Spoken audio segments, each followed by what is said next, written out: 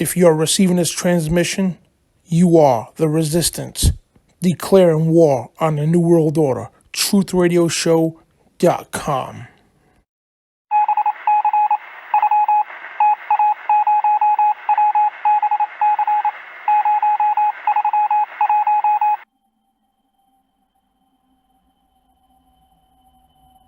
Ladies and gentlemen, the President of the United States. Good evening, my fellow Americans. We now stand 10 years past the midpoint of a century that has witnessed 4 major wars among great nations.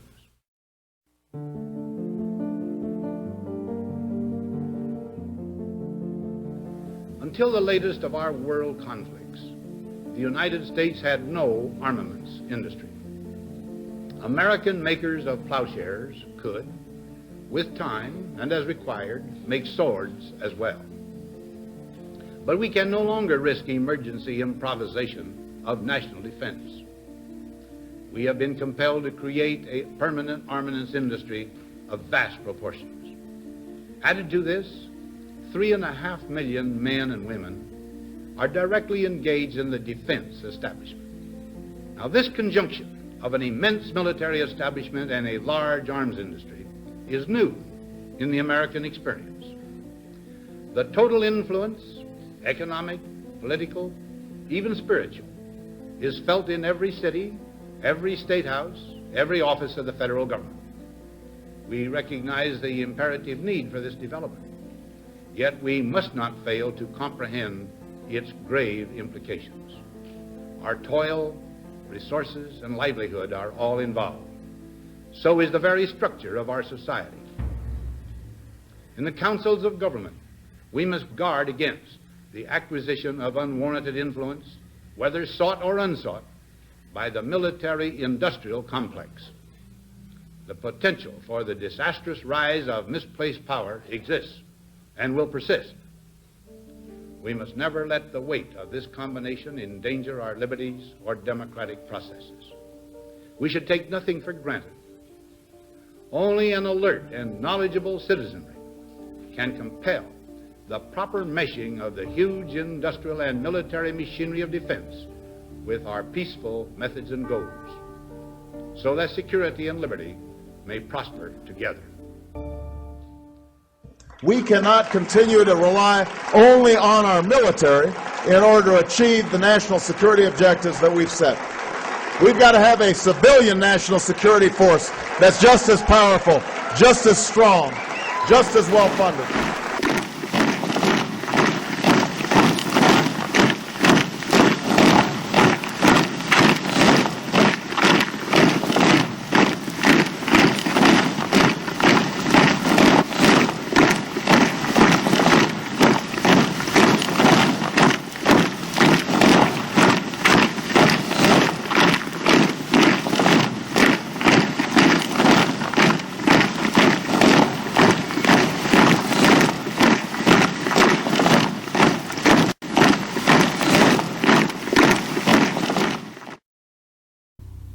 American police state to protect and serve the New World Order.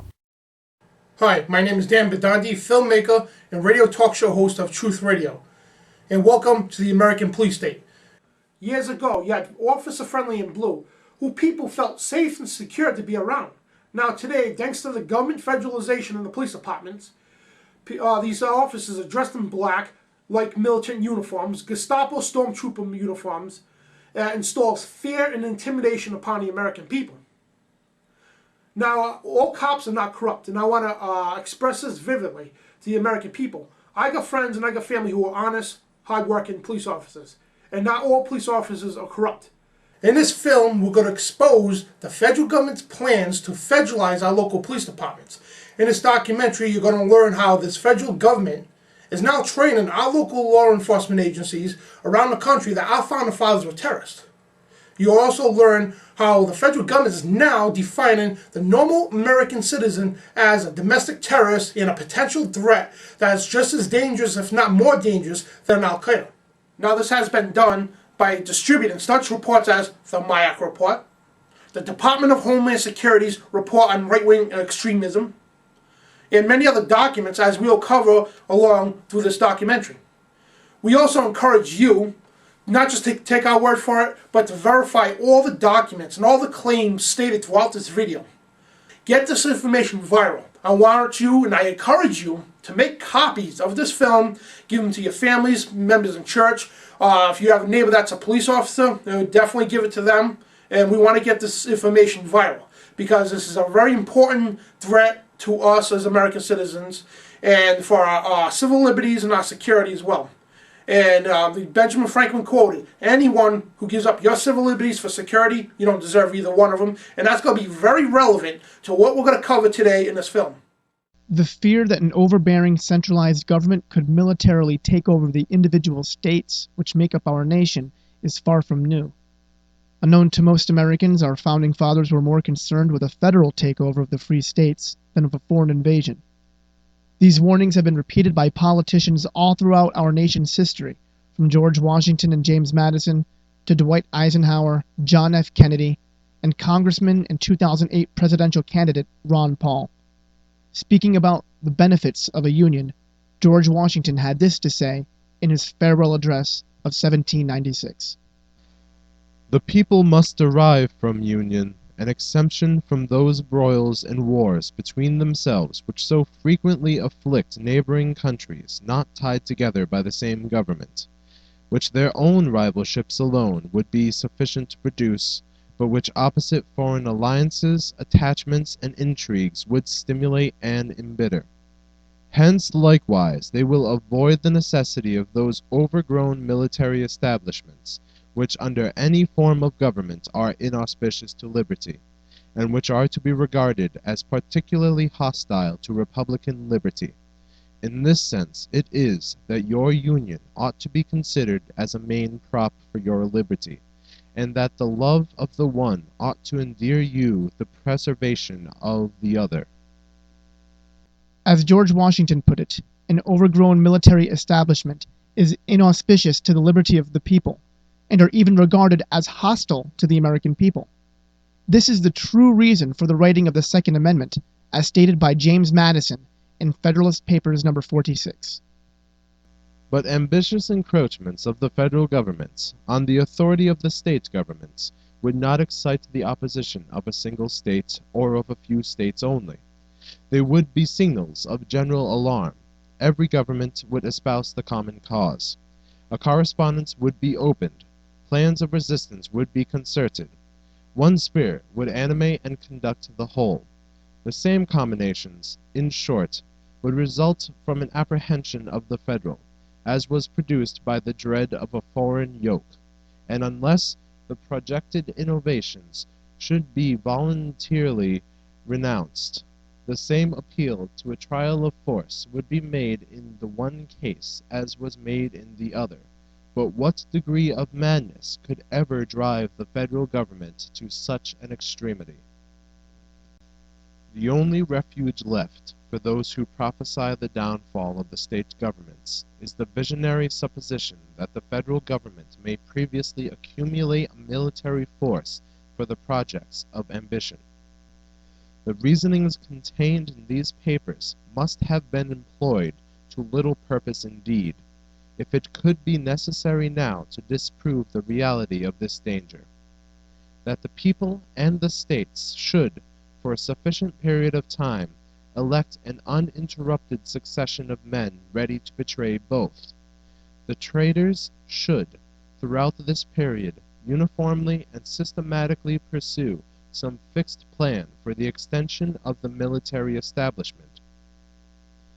That the governments and the people of the states should silently and patiently behold the gathering storm, and continue to supply the materials until it should be prepared to burst on their own heads, must appear to everyone more like the incoherent dreams of a delirious jealousy, or the misjudged exaggerations of a counterfeit zeal, than like the sober apprehensions of genuine patriotism.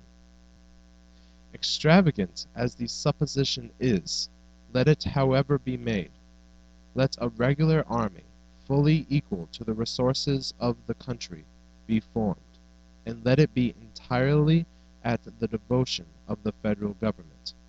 Still, it would not be going too far to say that the state governments, with the people on their side, would be able to repel the danger. These warnings were given for a reason. The merging of the federal military and the police of the individual states will result in nothing more than a military takeover of the states, as prophesied by the Founding Fathers and previous presidents. These warnings and prophecies, as will be seen in our film, have come to fruition. Our once free nation, comprised of individual and sovereign states, have been federalized more and more as our individual and states' rights are usurped by the federal government through military power. We have become a police state. The Posse Comitatus Act of 1878 was passed to limit the federal government from using military agencies to carry out normal law enforcement activities.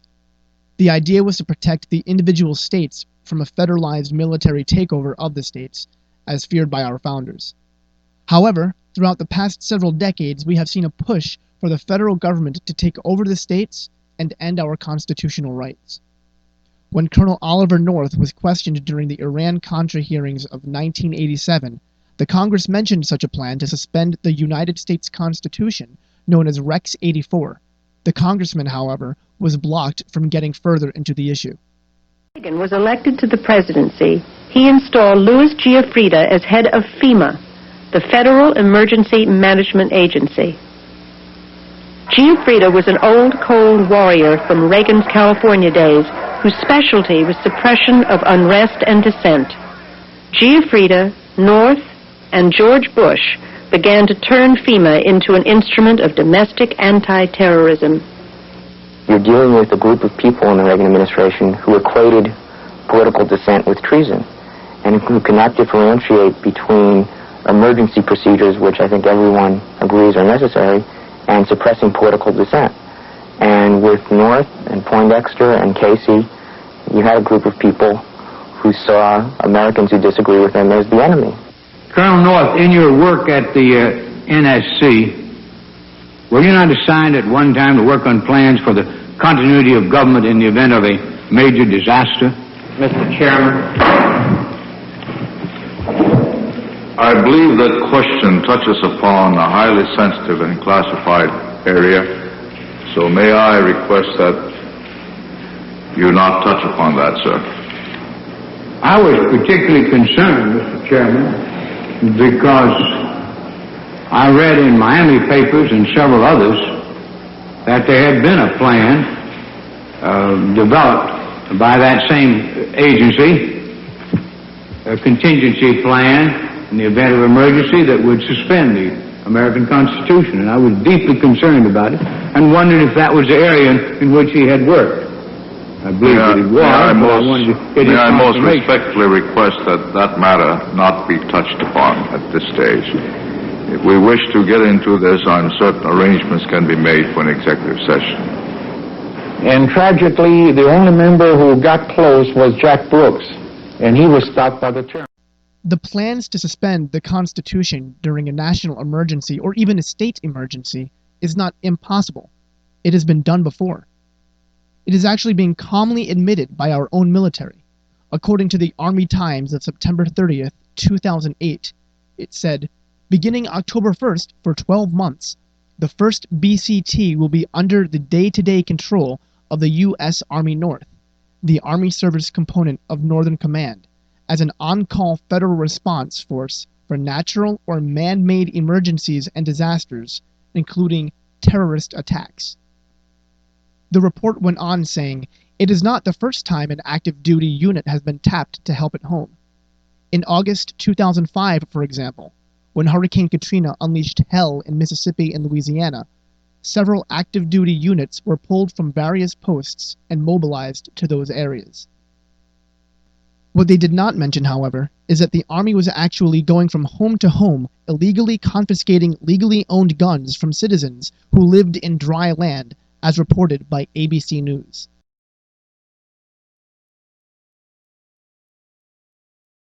That includes New Orleans, where today authorities stepped up their efforts to empty the city. Bob Woodruff is there again tonight with an extraordinary human drama unfolding. Bob? That's true, Elizabeth, and good evening from New Orleans. Here, the police and the National Guard find themselves in a very difficult position tonight to try to carry out an order to force people from the city without actually using force. Today in New Orleans, they got a lot tougher on the holdouts. Police department, anyone home? Not only the flooded areas, but New Orleans' driest and wealthiest neighborhoods, too. Police department! The police and National Guard going street by street, house to house. We need to make sure, too, that whenever we knock on doors, people refuse to leave. We need to make note, call it in. They say there are no orders to use force, just strong persuasion, sometimes entering open houses with guns drawn, and instructions to disarm anyone inside. You say guns will be taken? No one will be able to be armed. We will take all weapons. That happened today in this wealthy neighborhood where homeowners had armed themselves to protect their mansions. Residents were handcuffed on the ground. In the end, police took their weapons but let them stay in their homes. They were a little bit threatened because our weapons were bigger than their weapons. For many of the police and guard troops, it is an uncomfortable job to do this in an American city. This guard unit occupied a church, using it as a base camp. They had to leave a note because they could not get hold of the pastor to get permission. It is surreal. Yeah, you never expect to do this in your own country. Chris Montgomery says he'd rather be in Iraq than patrolling American neighborhoods. Walking up and down these streets, you don't want to think about the stuff that you're gonna have to do. Somebody pops around the corner. I mean, shoot in America. Yeah. This caused outrage from constitutionalists nationwide, especially from Oath Keepers founder Stuart Rhodes. Rhodes was interviewed by Fox News commentator Bill O'Reilly to talk about the illegal confiscation of guns. In the Fact or Follow-Up segment tonight, last night we interviewed Mark Potak from the Southern Poverty Law Center, and he spotlighted a right-wing group called the Oath Keepers that he feels may become dangerous.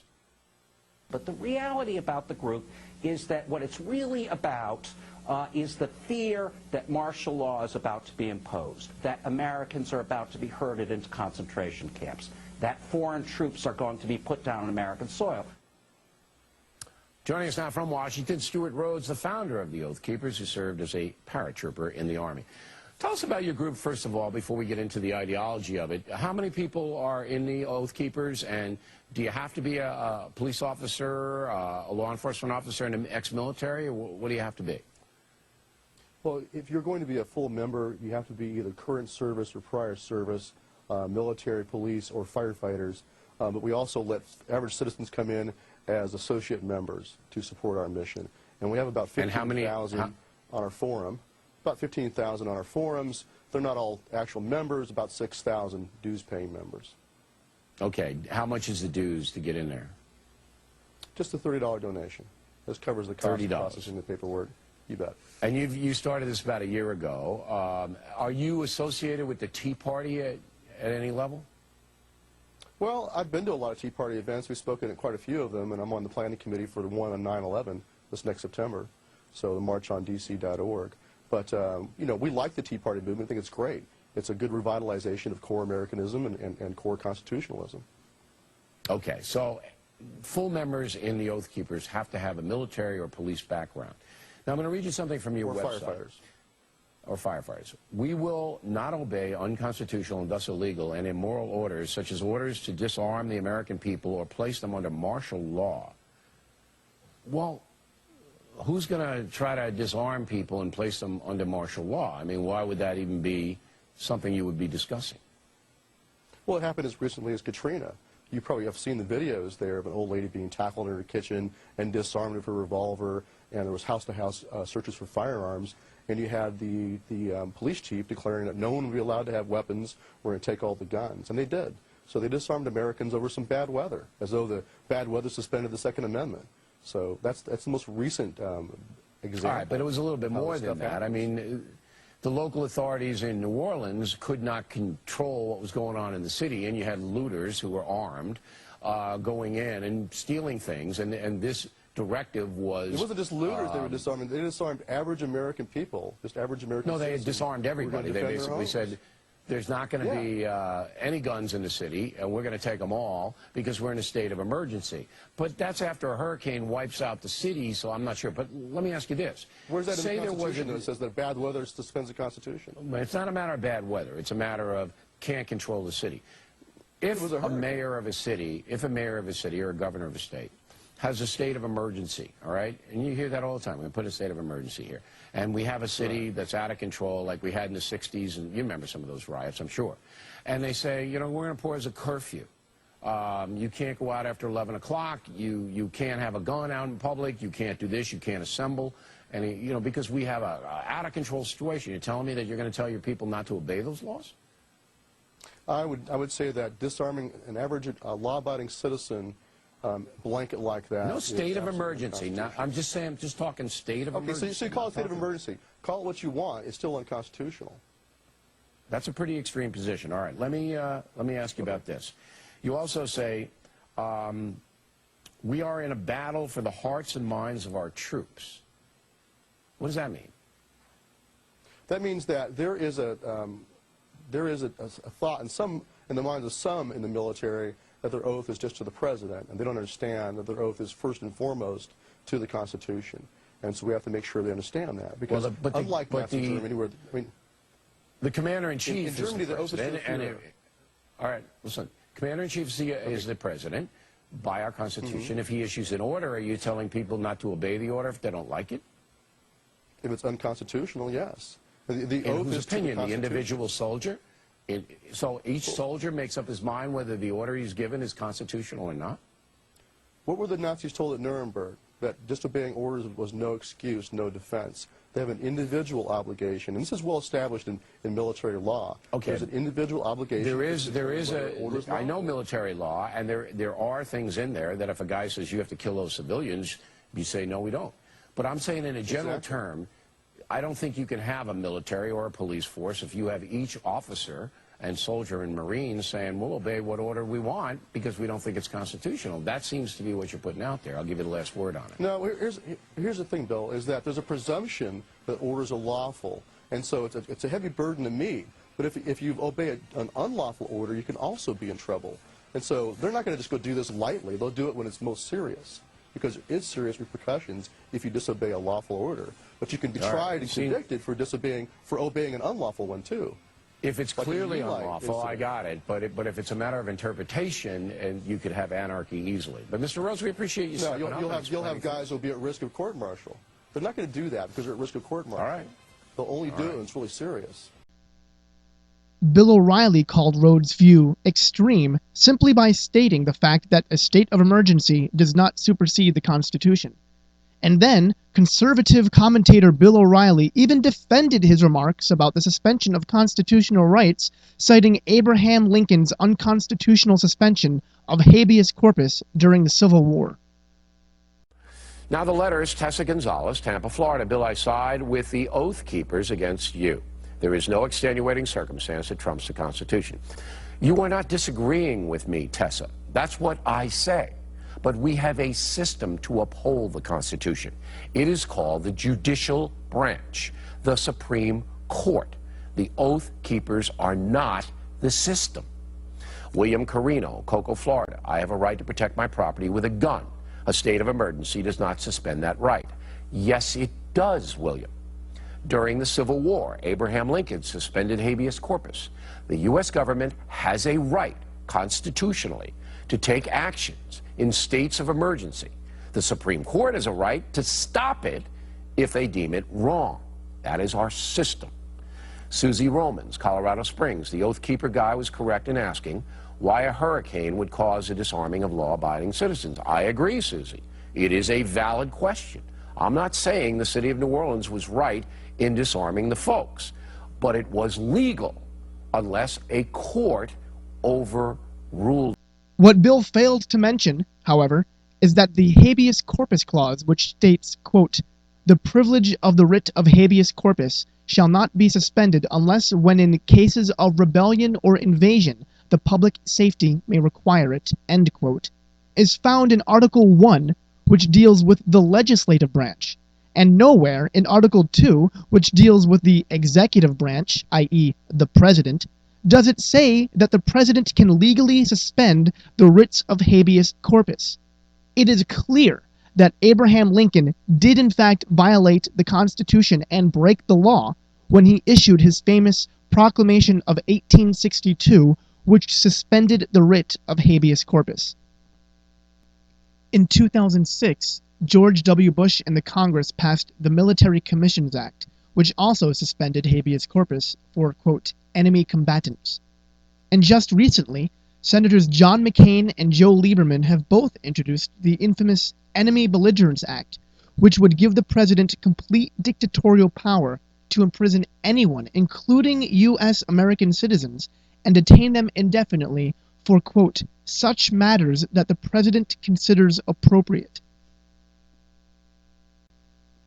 Suspending the writs of habeas corpus is just one instance in which the executive branch violates the Constitution. When American citizens violate the Constitution, they're called criminals. But for some reason, when the federal government violates the Constitution, they get reelected with increases in their salary. As shown earlier, the patrolling of streets with illegal checkpoints and illegal gun confiscation by federal authorities, whether it be the Transportation Security Administration, or TSA, or the Immigrations and Customs Enforcement, or ICE, which are both branches of the Department of Homeland Security, or the Marine Corps, these are all blatant usurpations of power by the federal government, and more importantly, they are illegal acts on behalf of the federal government.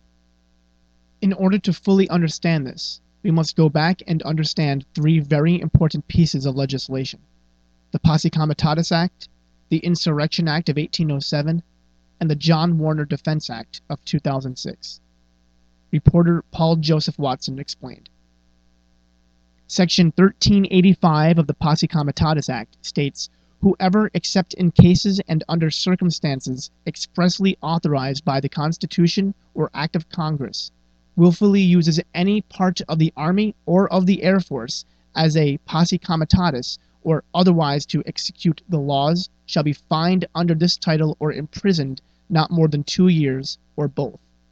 Under the John Warner Defense Authorization Act, passed by Congress, then signed into law by then-President George Bush on October 17, 2006, the law was changed to state, quote, "The President may employ the armed forces to restore public order in any state of the United States the President determines hinders the execution of laws or deprives people of a right, privilege, immunity, or protection named in the Constitution and secured by law, or oppose or obstructs the execution of the laws of the United States, or impedes the course of justice under those laws."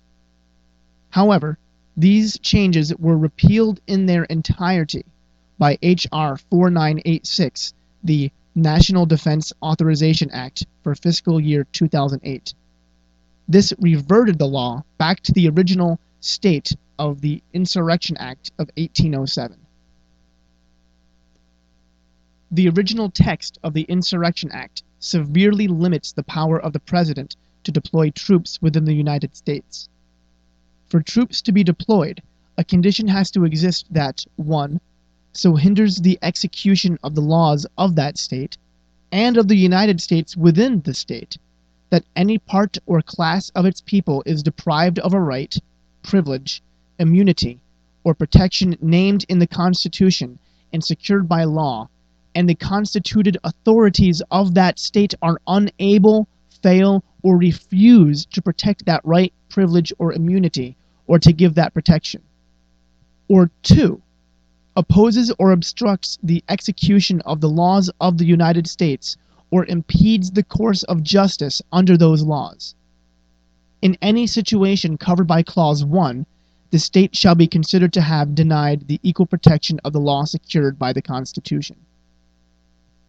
It is clear that instances in which the branches of the Department of Homeland Security, including the TSA or ICE, or members of the federal military, carry out everyday police duties, or where the federal government sets up checkpoints for all citizens to go through to carry out their everyday lives, are completely unconstitutional and therefore illegal.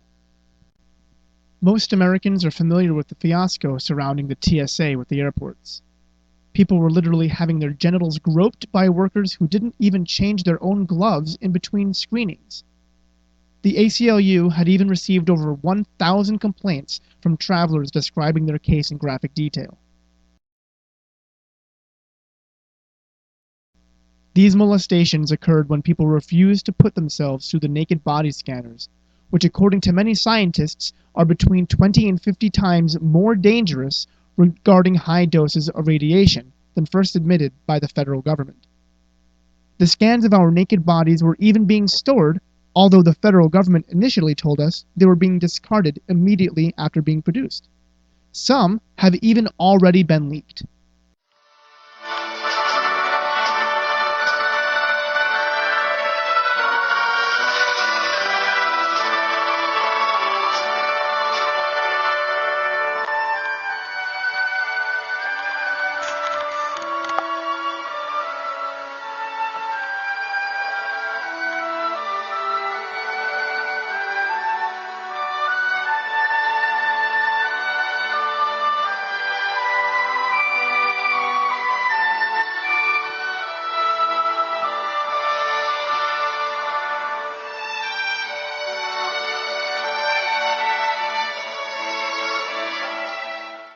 There are hundreds of reports of the TSA abusing passengers, as CBS reported. In reality enforced by the Transportation Security Administration, the TSA. But as CBS 2 investigator Pam Zeckman reports, thousands of travelers have complained that some of these screenings can become abusive, even X-rated. For arguing with a TSA agent, this woman winds up being slammed to the floor. She's filed a lawsuit. I kept begging them over and over again, get off of me, get off of me, get off of me, and they wouldn't stop. And it wasn't enough for another woman to show TSA agents nipple rings that set off a metal detector. The agents forced her to take them out. I had to get the pliers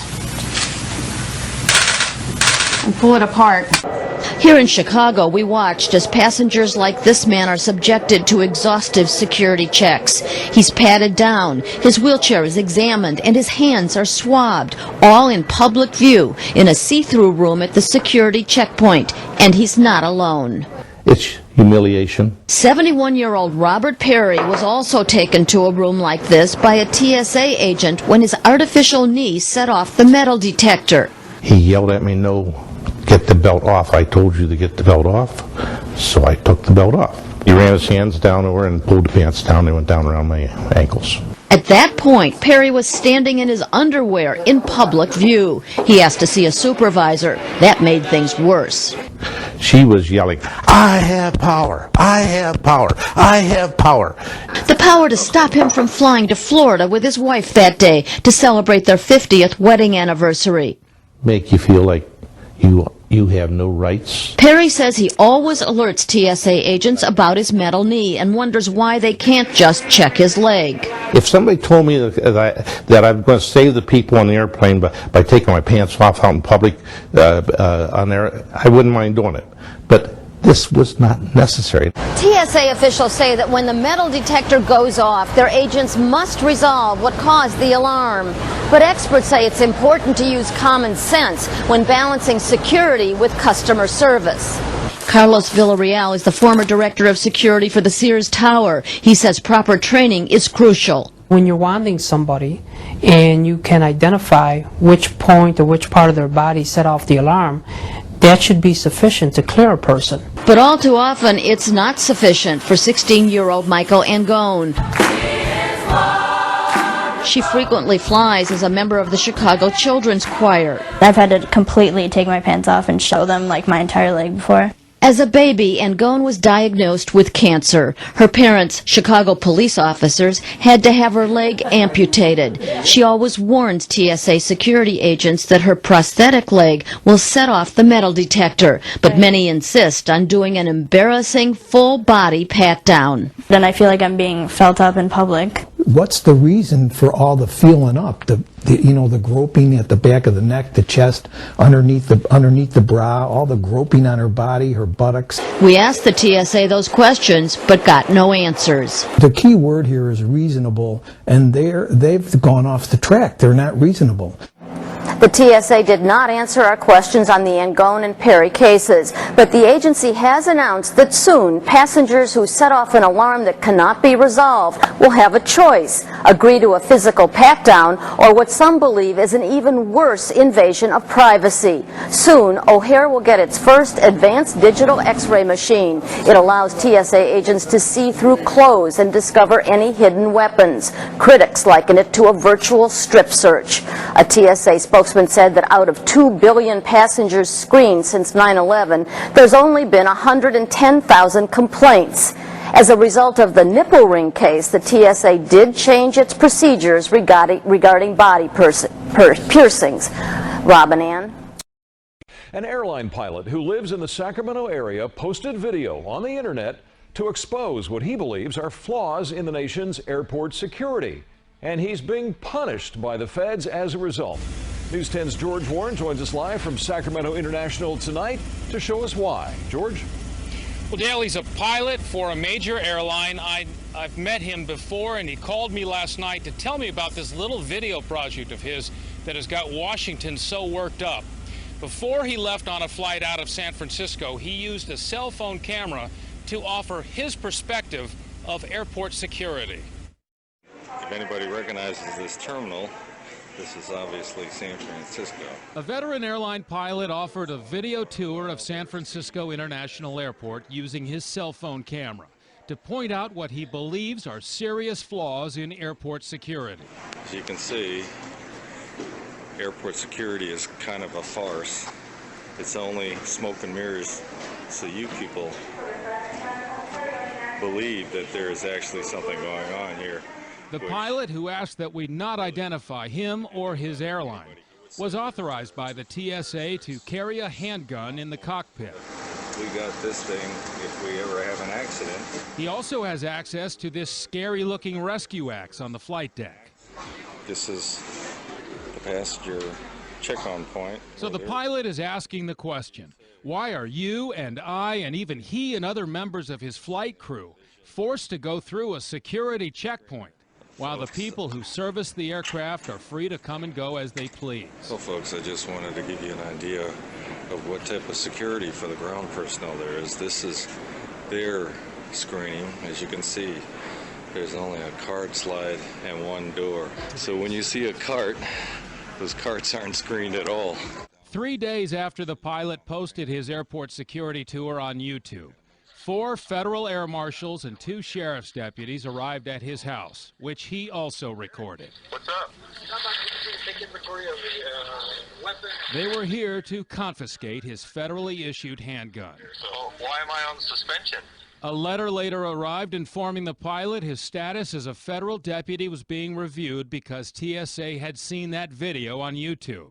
The pilot's attorney believes the feds sent 6 people to his house to send a message. And the message was, you've angered us by telling the truth and by showing America that there are major security problems, despite the fact that we've spent billions of dollars allegedly to improve airline safety. The pilot is not in trouble with his airline, although a supervisor asked him to remove the video from YouTube. There's no screening here. There's no TSA here. But he does face possible civil penalties for what the TSA called disclosure of sensitive security information. And right here's the sign, thanks security. Well, I don't think there's much security here. The TSA pat-downs and body scanners were put into high gear as a reaction to the failed Christmas Day bombing in 2009. Our liberties, the feds say, must be sacrificed in order to prevent another 9/11, and so they defended these blatant assaults on our freedoms in an op-ed piece written by none other than Big Sis Janet Napolitano of the Department of Homeland Security. What most Americans don't know, however, is that the eyewitnesses Kurt and Lori Haskell saw a sharp-dressed man escort the would-be bomber on the plane, despite the warnings from his own father that he had become radicalized. The sharp-dressed man, as discovered later, was working with the U.S. State Department. Patrick F. Kennedy, an Undersecretary of Management for the Department of Homeland Security, stated that Abdulmutallab's visa wasn't taken away because intelligence officials asked his agency not to deny a visa to the suspected terrorist over concerns that a denial would have foiled a larger investigation into al-Qaeda threats against the United States. MSNBC political analyst Richard Wolff, also author of Renegade, The Making of a President. Richard, good evening. Good evening, Keith. Well, what is the focus here right now? Is it the pushback borders at other airports? Is it the indication that intelligence, such as what the NSA knew about al-Qaeda in Yemen, using a Nigerian man for an attack, was not, maybe is not being utilized? Where is the focus right now? Well, I was speaking to White House folks earlier today, and it's clear the president is still deeply concerned and troubled, even angry at the intelligence lapses, but they see this more as an intelligence lapse more than a situation of airport security faults. So the question here is, why didn't the centralized system of intelligence that was set up after 9/11, why didn't it work? Is this conspiracy or cock-up? Is it a case of the agencies having so much rivalry between them that they were more determined to stymie each other or this centralized system rather than dealing with the terrorist threat? Or was it just there were so many dots no one could connect them because it was just all too random to figure out? Seems that the president is leaning very much towards thinking this was a systemic failure by individuals who maybe had an alternative agenda. This sort of incompetence is the reason that American citizens now have to choose between a violation of their Fourth Amendment right or a violation of their Fourth Amendment right when going to the airport. Because of the sheer incompetence and overbearing bureaucracy at the federal government, we the people are giving up more and more of our rights so that the incompetent government can make us, quote, secure. And as the Department of Jen Napolitano recently said, the TSA isn't going anywhere. And whether or not one believes that some elements in the government allowed this to happen, to institute the new invasive policies, is not relevant. The fact of the matter is, no matter which way you look at this, the government is either conspiring or is completely incompetent, and we the people are losing our rights and suffering because of it. But it is far worse than just what is going on at the airports. The same so-called authorities have been calling for these kind of checkpoints and frisking people all over the country. Some cases have even been reported by the mainstream media. Our Tampa police and federal government agencies are teaming up to keep your family safe. They unveiled a new plan that could stop a potential terror threat where hundreds of people pass through each day. Bill Logan was there for a first-hand look. It's the sort of security we've seen a lot of since 9/11 at places like airports and seaports and major sporting events. Now, here at the bus station. To sort of invent the wheel in advance in case we have to, if there ever is specific intelligence requiring us to be here, this way us and our partners are ready to move in at a moment's notice. What we're looking for are threats to national security as well as immigration law violators. We're also looking at one of our main initiatives, which is bulk cash smuggling. And so passengers ready to head toward Orlando, Jacksonville, and points north had to go through a series of checks while Susu from the Tampa Airport Police Department gave the bus his sniff test. It's all part of what Homeland Security calls VIPER, for Visible Intermodal Prevention and Response. Yeah, they're big on initials. In this team effort between TSA, ICE, CBP, and TPD. This is ongoing for us. We do this every day. And for the folks who travel like this day in and day out, it's a comfort in troubled times. I feel safe, knowing that I get on a bus and I'm not going to blow up. Now, it's not like this sort of security is going to be on display at every bus terminal every time, but the message here is it could be. That's why we'll be back. We won't say when we'll be back. This is the first time we're doing, but this way the bad guys, if you will, are on notice that we'll be back. In Tampa, Bill Logan, ABC Action. Some instances, however, have not been reported on or even commented on. This clip shows a man walking down the street documenting dozens of people with TSA inspector on their jackets, refusing to divulge what they are doing patrolling the streets. Yes, sir. You are? Yes. How you doing? Why is the TSA here? I'm sorry? Why is the TSA here? I can't answer that for you. Really? So did the city hire you guys, or why is the TSA here? I'm confused. If you got questions, I can get you a phone number, have some. Really? Yeah, I would like that. Do you have a card? What I'll do is I'll get a phone number. You got a card? I'll have someone contact you. Yeah, I don't have a card on me. Give me your name or number. I'll be happy to. I'm already on that list, probably. Shit. How do you get off it? That's what I'm looking for. So you got any instructions on how to get off the list? I ain't giving you my number. Yeah, that's fine. If you had that card, though, I'll take that. Yeah, I can't do that. Oh, you can't give me a card? No, TSA don't give out cards, right? Is that what you're telling me? If you're really good, I know what you're doing. So. No, we're in the public. I mean, I realize that. But. TSA don't give out cards. We can't know who you are. We're paying for it, right? Now, I'm trying to be fair with you. You know. How come TSA's out here? I have no comment. You don't have no comment? No comment. Do you have a card we can contact you in? You have to go to my press officer and call them. Just Who's that? Well, you can just look at the phone book. Look in the phone book? Yes. So you can't tell me why you're here? No, can I tell you? Why is this big secret? Isn't it public? Shouldn't the people have a right to know? What are you exactly inspecting?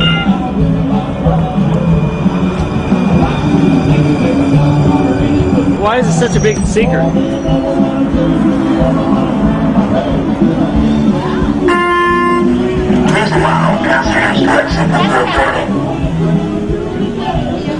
Hey, can you tell me why the TSA's here?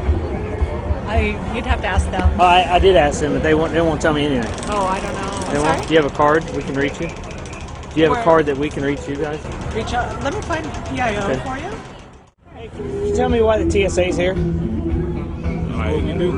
This is what you do? Can I have your name? What's your name? Al. Yeah, I'm on the list probably. But anyway. Who are you with? The production company. But why is the TSA here? That's all I'm wondering. You know, there is a person you can talk to, and I believe they're right over there. See the guy with the back to you over there? Yeah, I already asked him. He said he didn't know why you guys were here. All right, good. Well, let's take a walk. So what are you guys inspecting around? We're just curious.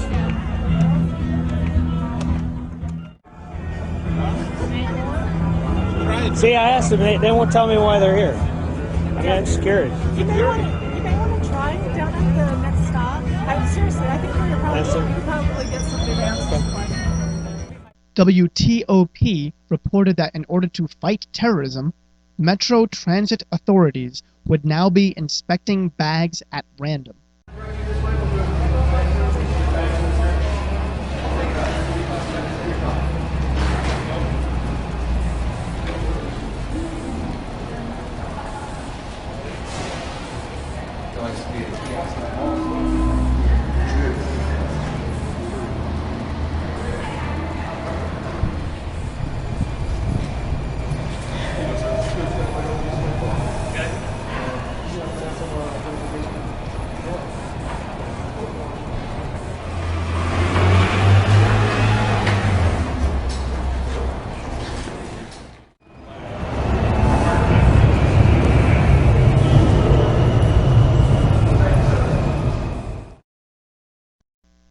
In Pennsylvania, police are frisking people because they, quote, look suspicious. Judge Andrew Napolitano on Freedom Watch covered this as he debated a talk show host that actually defended these Nazi-like interrogations. And in Philadelphia, the city of brotherly love, you don't need to go to the airport to have the government molest you. In that city, residents are being patted down by police officers on the streets, enforcing a stop-and-frisk policy. They claim they can do this simply because you look suspicious. You're all right. What the heck is happening in Philadelphia? You know as well as I. The police can't stop you on the basis of the way you look. Well, I don't think they're stopping you, Judge, on the basis of the way you look. They're specially trained squads, and they're taking a totality of circumstances. And I have to tell you, residents in Philadelphia, I'm here on the ground, are happy with this. There's a lawsuit. There's some people that are unhappy. but people see this driving down crimes and driving down illegal gun carry. All right, well, it may be driving down crimes, but at what cost? Let's see. The total number of people stopped and frisked is about 250,000. The population of the city of Philadelphia is about 1.5 million. 1 in 6 residents of the city of Philadelphia are stopped. What standards do the police use when they stop you? Well, as I understand it, Judge, we've had them on frequently, there's a specially trained squad. They're taking a look at a totality of circumstances. It could be something as simple as people holding their hands in their coat on a street corner, a gang gathered on a street corner. It could be people... Wait a minute. People standing on a street corner with their hands in their coat pockets. Yes. What is that? What is that suspicious of? Wait a minute. And, in another blatant violation of the Insurrection Act and Fourth Amendment, the federal government has paid for and is using over 500 X-ray vans to X-ray people while they drive, and can even be used on people while they are in their own homes. The Z Backscatter Van from American Science and Engineering.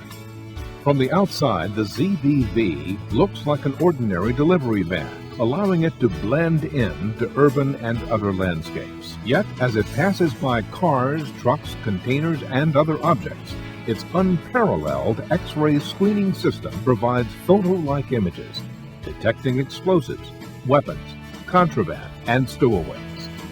These images can be immediately analyzed by the operator seated in the ZBV's cab. The ZBV is the perfect screening tool for seaports, military bases, border crossings, checkpoints, and any other locations where illegal material or IEDs can be smuggled in via cars, trucks, or other vehicles. Using AS&E's unique backscatter technology, the ZBV produces electronically generated X-rays that detect substances containing low atomic number elements, such as carbon, hydrogen, and nitrogen. These elements are often present in explosives and other contraband. The ZBV is an ideal tool for detecting these threats in vans, buses, cars, trucks, cargo containers, dumpsters, densely foliated trees and shrubs, and any other objects or containers where dangerous items can be concealed. Fox News even tried to legitimize this, saying that there are terrorists who want to hurt us, and hurt us bad. So what's wrong with the government using radiation-emitting X-ray vans to spy on all American citizens as they drive their cars? Now using X-rays to X-ray you while you drive around. That's right, using the same technology that's in those airport scanners. Feds are now using these mobile X-ray vans, and they can see through cars, walls, and clothing. Joining us now is Mark Rotenberg, who's the Executive Director of Electronic Privacy Information Center. Mark, it's good to see you. We live in a very dangerous world. There are people who want to hurt us and hurt us badly. What is wrong with the government using this technology in an attempt to keep us safe? Well, I think in some circumstances it's appropriate. New technologies do help make us safe. But we also have important laws in this country. We have the Constitution, which basically say to the police that if they're going to conduct a search, there has to be probable cause, there has to be judicial approval. What we don't want is the police investigating everybody. We want them investigating the bad guys. In another complete violation of our Fourth Amendment rights, the federal government is also instituting the FAST technology, which even suggests in its promotional video that these interrogation units be used at concert and sports stadiums, federal buildings, airports, border crossings, everywhere.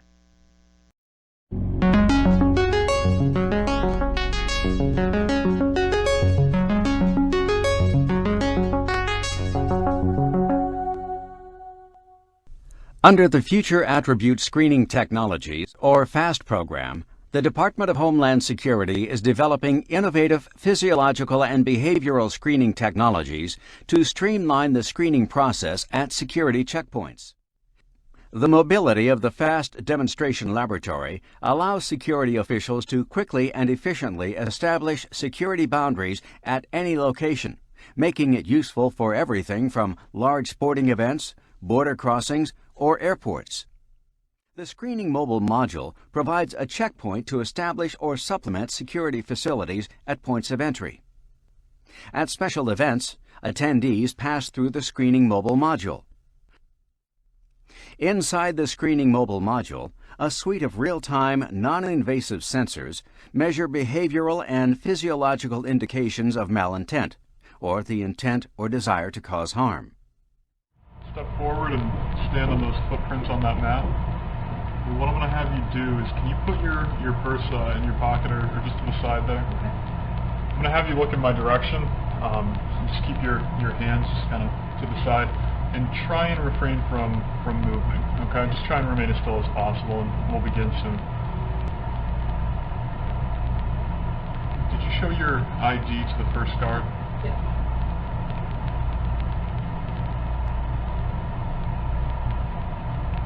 Are you attempting to smuggle an explosive device into the expo today?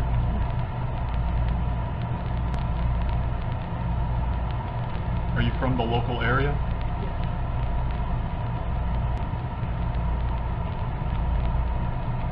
Are you attempting to smuggle a recording device into the expo today?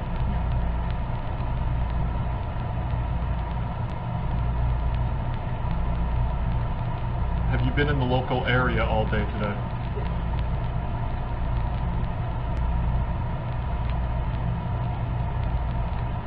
Do you plan to detonate an explosive at the expo today?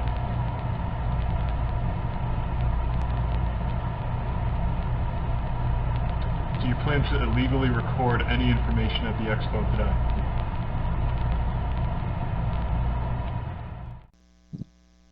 And the Department of Homeland Security is right on board with this, as they have just recently announced that, quote, soft targets, which include shopping malls and hotels and other modes of transportation, must be scrutinized.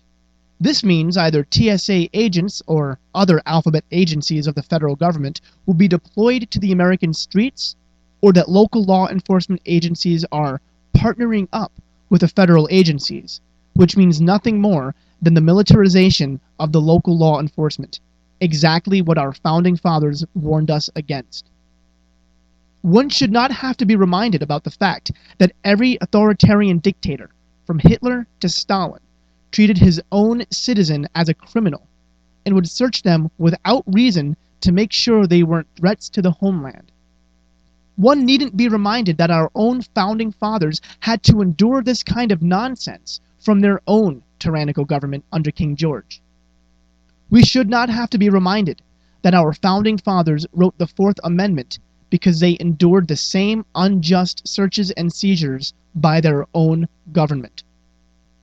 We must all be reminded that George Mason wrote in the Virginia Declaration of Rights, the same document upon which Thomas Jefferson relied heavily when writing the Declaration of Independence, that general warrants whereby any officer or messenger may be commanded to search suspected places without evidence of a fact committed, or to seize any person or persons not named, or whose offensive is not particularly described and supported by evidence, are grievous and oppressive and ought not to be granted.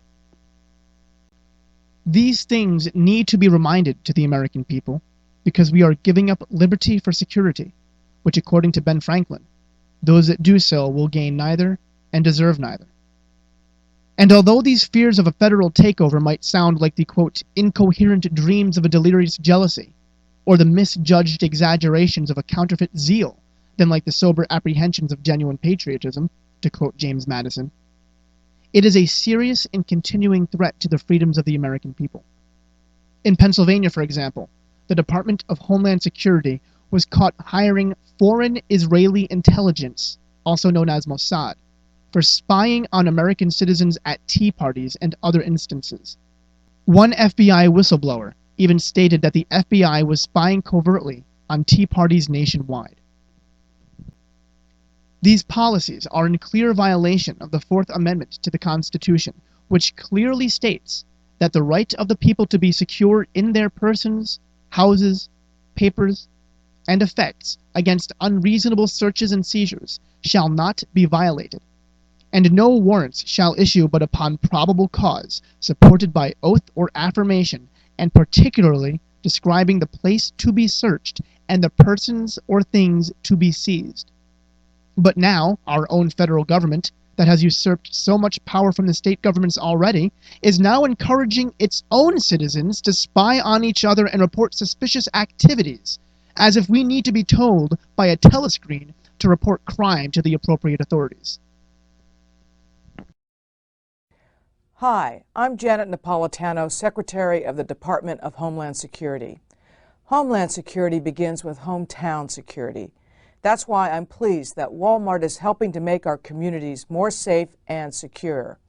If you see something suspicious in the parking lot or in the store, say something immediately. Report suspicious activity to your local police or sheriff. If you need help, ask a Walmart manager for assistance. Thank you for doing your part to help keep our hometowns safe. Janet Napolitano wants the American citizens to report suspicious activity. But what is scary is that the way the federal government and the DHS and even FBI has defined suspicious, which you will get to shortly.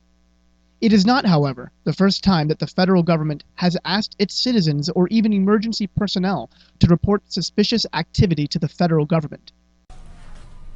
The sad truth is that the federal government is training its citizens to become domestic government snitches. The introduction of the iPhone application of the Patriot app, which conveniently sounds similar to the non-patriotic and Constitution-violating Patriot Act, caused many Americans to become concerned with the fact that people were being asked to spy on each other and report suspicious activity. Again, similar to the DHS's "If you see something, say something" Walmart campaign.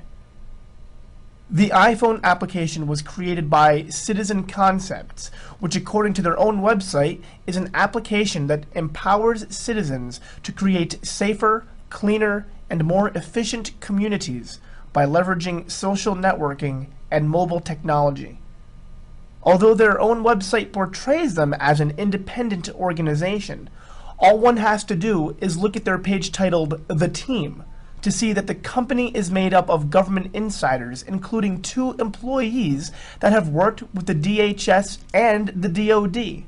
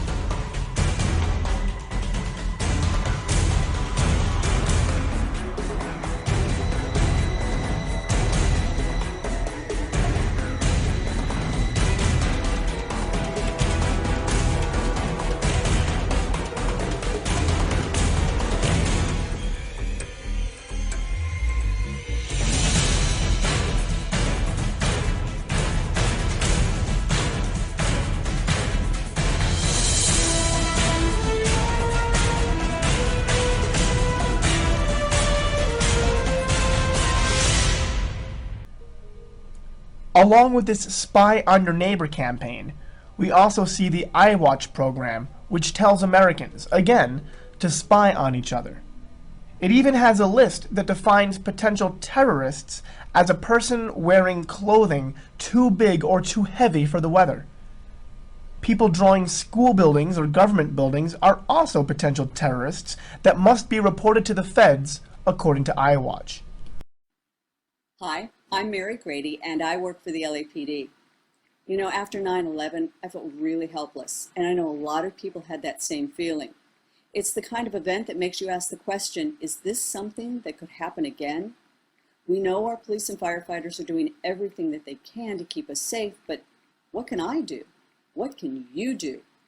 There could be another terrorist attack, which is why all of us have to work together to report suspicious activity. I watch LA because this is my home. If I see something, I'll say something. I'm also going to join the iWatchLA group on Facebook and MySpace. I don't want to feel helpless. Go to iWatchLA.org. What is iWatch? It's a way to report suspicious behavior Or activity that relates to terrorism. Terrorism is a crime. It is our shared responsibility to keep America safe. That's why I watch. It's like a neighborhood watch for the whole city. If you see, hear, or smell something suspicious, report it. Reporting is easy. Use the web or the phone. Let law enforcement determine if it's a threat. And let the experts decide. I watch my street. I watch my city. I watch my community. I watch my America. I watch because I have a sister. A brother. A family. I watch because I have grandkids. I watch because I care. Because I think it's important. A simple observation. A single report. Can lead to actions that can stop a terrorist attack. Think about that. Think about the power of that. Think about the power of iWatch. I watch. I report. I keep us safe. To report or learn more, Go to iWatchLA.org. My name is Chris Matthews. My name is Mona. Greta Ballard. Rachel. George. My name is Carlos, and I watch.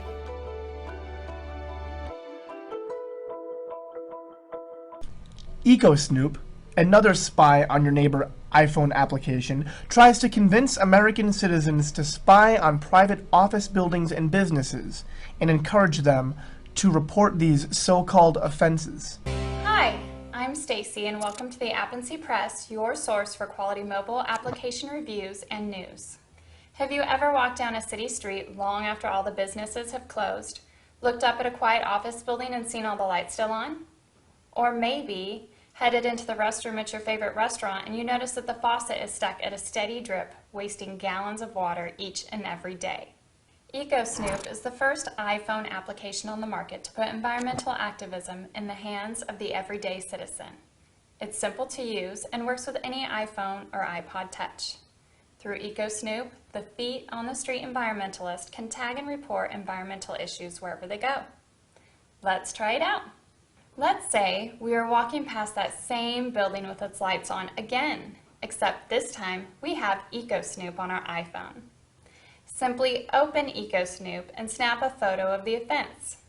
Using GPS, EcoSnoop will tag the location of the case so that other EcoSnoopers can monitor the issue and help make the business or person more aware. Once you've taken the photo, click Proceed and EcoSnoop will ask you to select a category of the offense. Since this is about lights on, let's select energy. As you can see on the next screen, we are given a couple of selections to better describe the case. This falls under off hours lighting, so let's select that. Give the offense a name. I'll call this one I See the Light. And finally, hit send. Piece of cake. By clicking on the Mine button on the bottom of the screen, I can quickly review all of the items I have submitted in the past and see if anyone else has commented on them. I can also go to the Nearby section, and EcoSnoop will use GPS data to give me a full report of offenses in my area.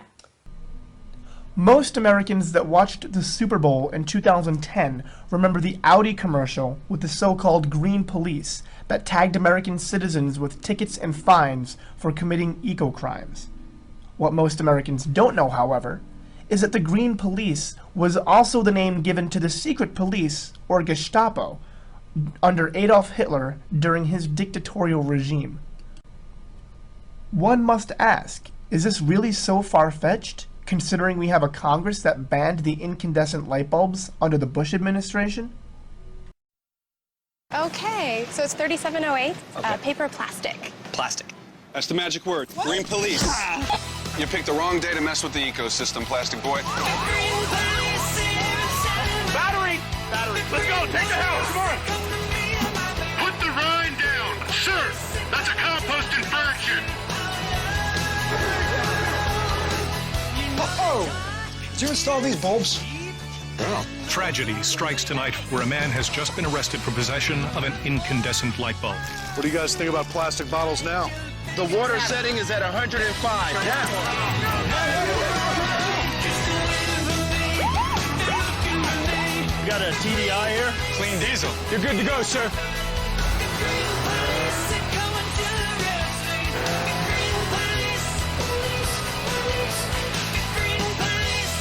Good afternoon, officers. Back to those styrofoam cups you're drinking from? Yeah. Gentlemen, please step out of the car and put them on the hood. The same system that tells you to spy on your neighbor is spying on you. This is a real commercial from the Pennsylvania Department of Revenue. Your name is Tom. You live just off of 5th Street. Nice car, Tom. Nice house. What's not so nice is you owe Pennsylvania $4,212 in back taxes. Listen, Tom, we can make this easy. Pay online by June 18th, and we'll skip your penalty and take half off your interest. Because, Tom, we do know who you are.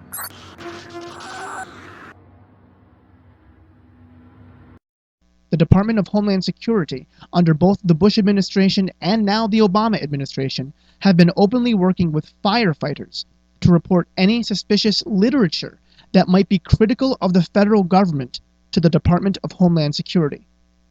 Democrat propagandist Keith Olbermann, whether you love him or hate him, interviewed a spokesman for the ACLU regarding this blatant assault on our freedoms.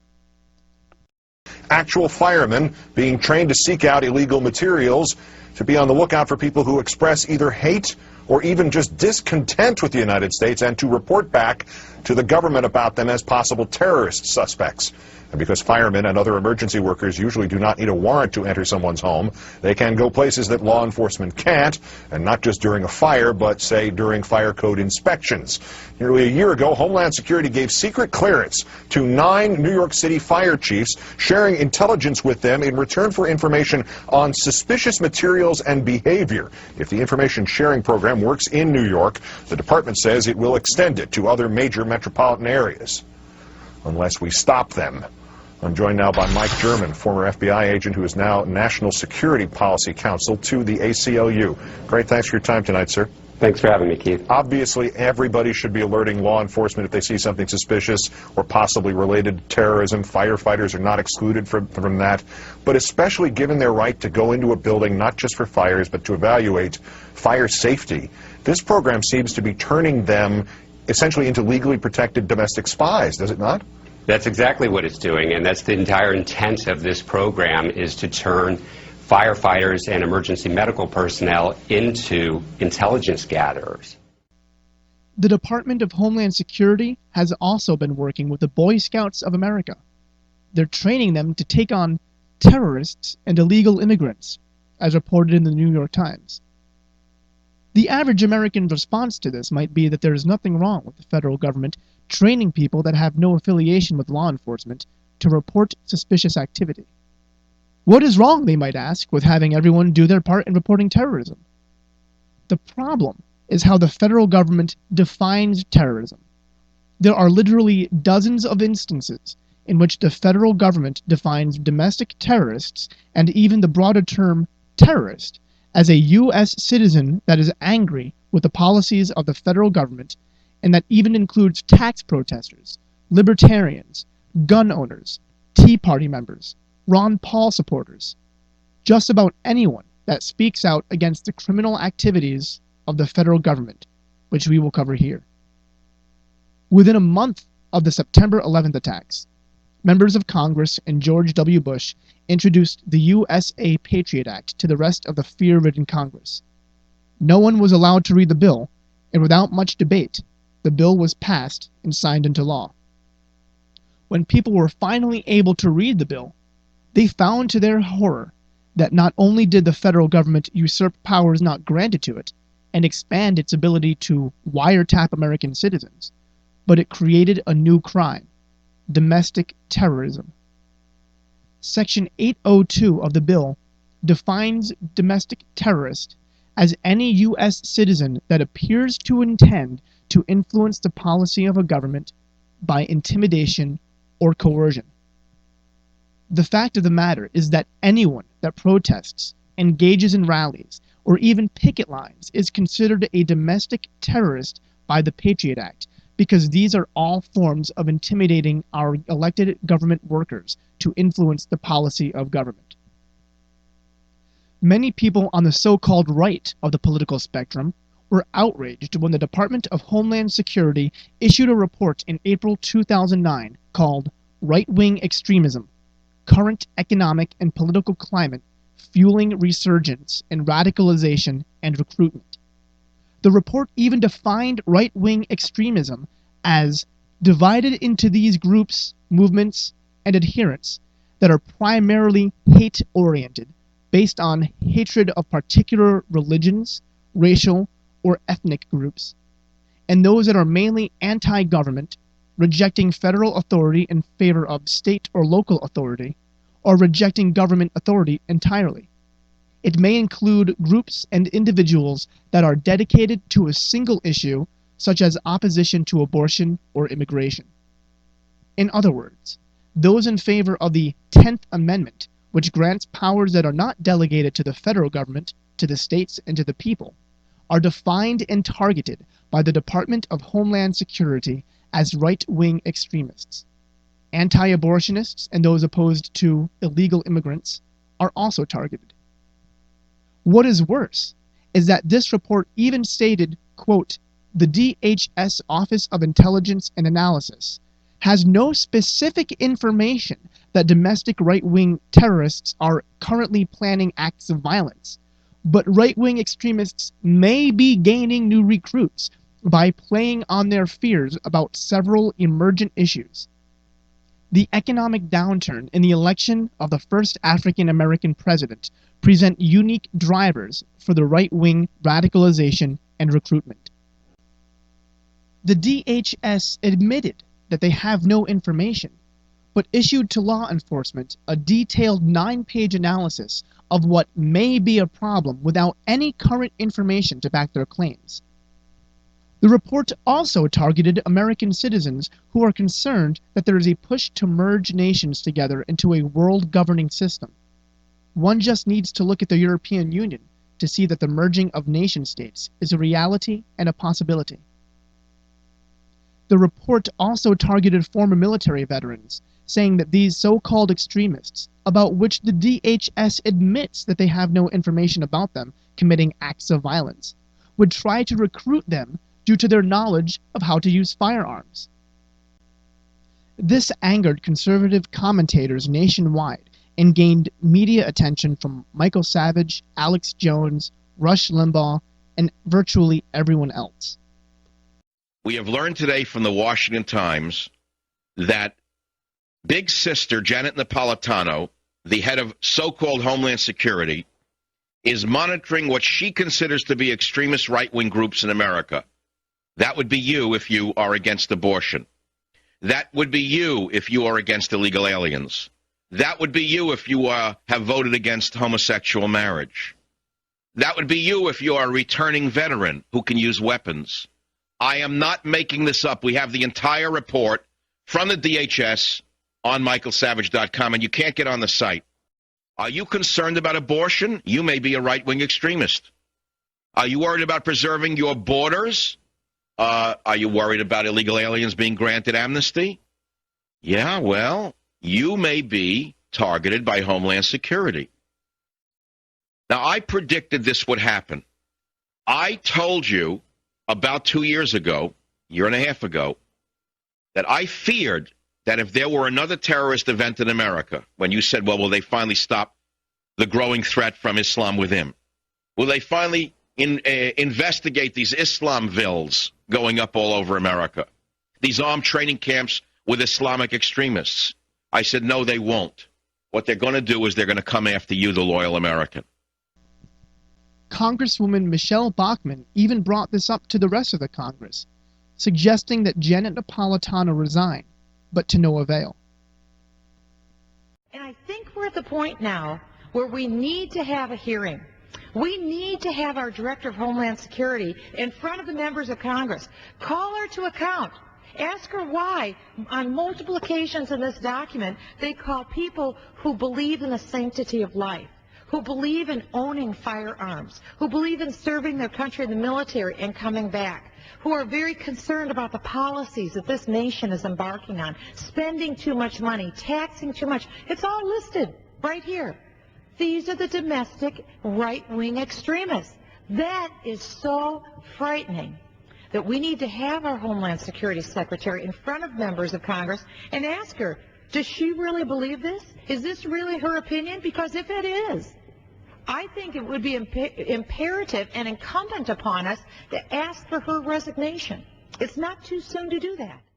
Nevertheless, Janet Napolitano went on CNN State of the Union and said, contrary to the actual report itself, that right-wing groups are actively recruiting members for violence. As you know, a recent report from your department raised a lot of eyebrows and caused a bit of controversy because in that report you said this, that the Department of Homeland Security assesses that right-wing extremists will attempt to recruit and radicalize returning veterans in order to exploit their skills and knowledge derived from military training and combat. The willingness of a small percentage of military personnel to join the extremist groups during the 1990s because they were disgruntled, disillusioned, or suffering from the psychological effects of war is being replicated today.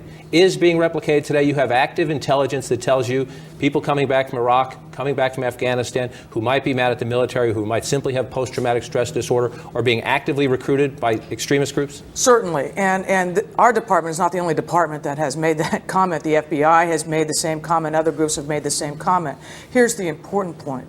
The report is not saying that veterans are extremists. Far from it. What it is saying is returning veterans are targets of right-wing extremist groups that are trying to recruit those to commit violent acts within the country. We want to do all we can to prevent that. But when you say will attempt, who are these groups? What do they want to do? Well, it's a number of groups, almost far too numerous to mention, regrettably so. But some of them indeed want to do what happened in Oklahoma City, that is, commit violent acts within the homeland. Unfortunately for the American people, this was not the only report issued targeting American citizens as terrorists. The Missouri Information Analysis Center issued their infamous MIAC report called The Modern Militia Movement earlier the same year. The 2009 document not only targeted gun owners and militias, which are legal under the Second Amendment, but it also targeted people that oppose a North American Union, claiming that these concerns are just conspiracy theories. Even though these issues were reported by the mainstream press and even by CNN's Lou Dobbs, both under the Bush administration and then under the Obama administration. Representatives of the United States, Canada, and Mexico preparing for a summer meeting to further the goals of the Security and Prosperity Partnership of North America, the SPP, which many consider to be simply a blueprint for the North American Union, would weaken U.S. laws and regulations and diminish American sovereignty. Kitty Pilgrim has our report. President Bush, former Mexican President Vicente Fox, and former Canadian Prime Minister Paul Martin conceived the Security and Prosperity Partnership between the three countries in 2005.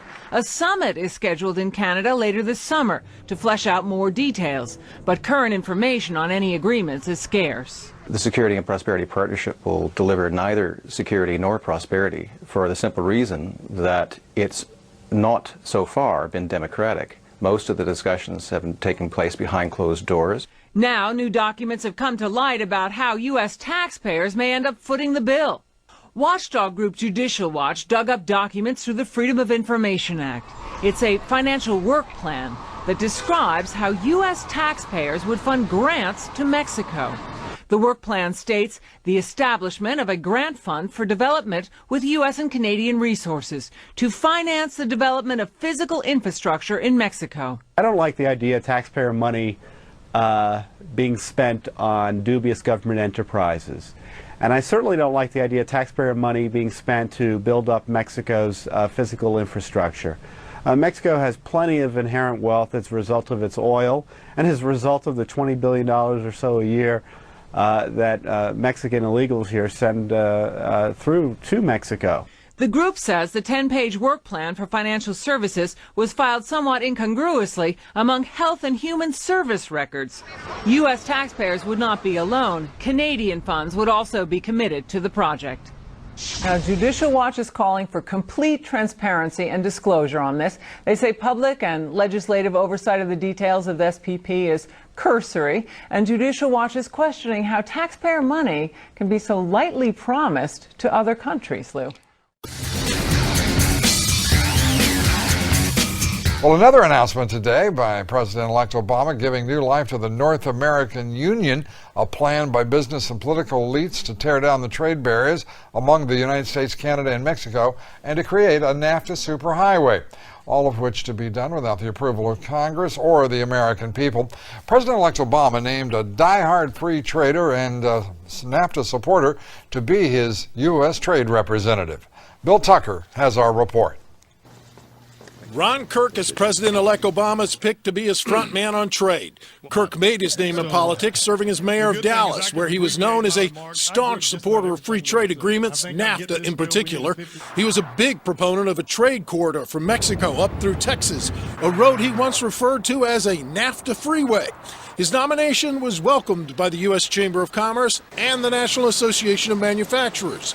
Advocates for a change in trade policy are not so happy. There's clearly been a gap between President-elect Obama's pledges to the American public to truly transform our failed trade policy and some of the very important economic appointments he's made who represent people who helped implement or at least support the failed status quo. Congressman Phil Hare, a Democrat from Obama's home state of Illinois, issued a statement expressing his disappointment, saying, quote, "I have concerns about Mayor Kirk's vocal support for NAFTA and unfair trade with China.